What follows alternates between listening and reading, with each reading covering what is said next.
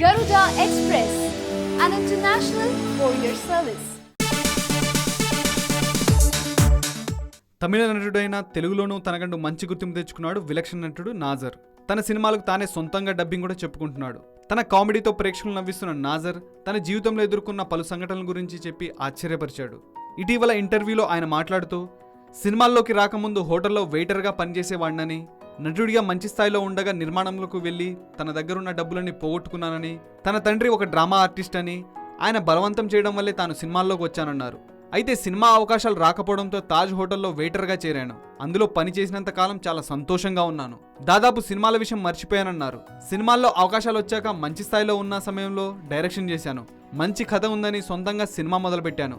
మొత్తంగా నా నిర్మాణంలో 4 సినిమాలు వచ్చాయి. ఆర్థికంగా బాగా నష్టపోయాను.